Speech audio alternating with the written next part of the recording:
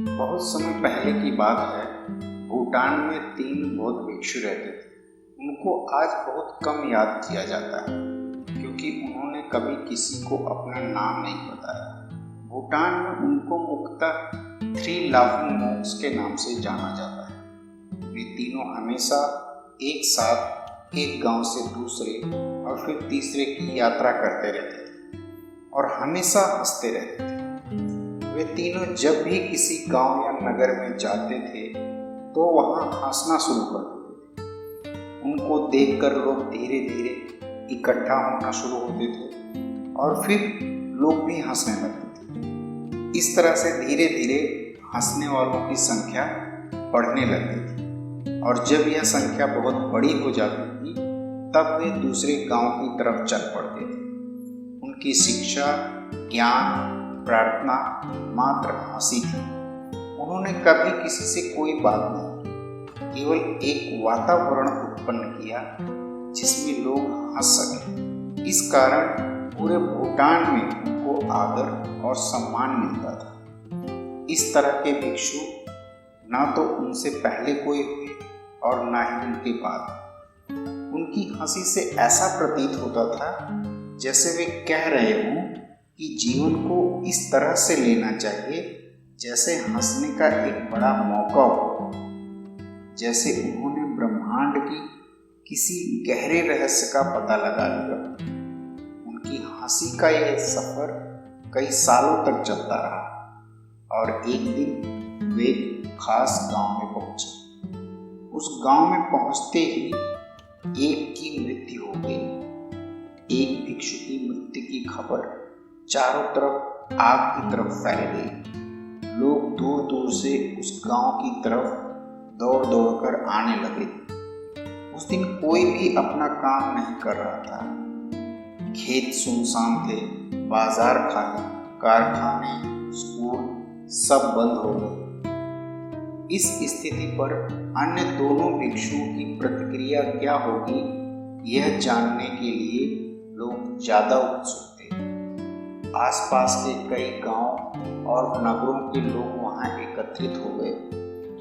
यह देखकर लोग आश्चर्यचकित थे कि मृत भिक्षु के पास बैठकर दोनों भिक्षु जोर जोर से हंस रहे थे। अपने साथी की मृत्यु का उनको कोई दुख नहीं था, वे बस हंसते जा रहे थे।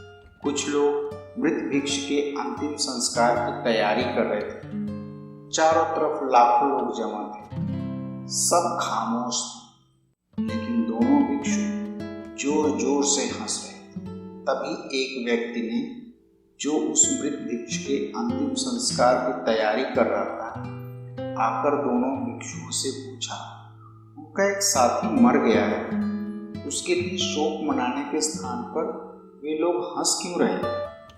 उन भिक्षुओं ने हंसना बंद किया और पहली बार कुछ बोलना शुरू किया।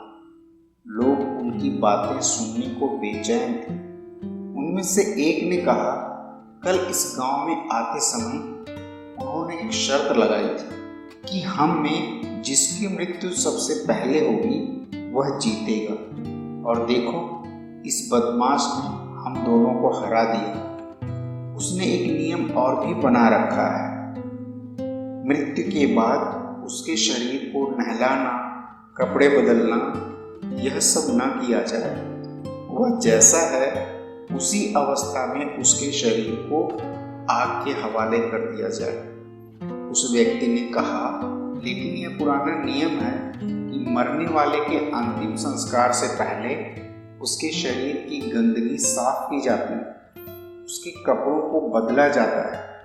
भिक्षुओं ने पूछा, लेकिन संसार की कोई भी गंदगी उसने अपने तक पहुंचने कहाँ दी?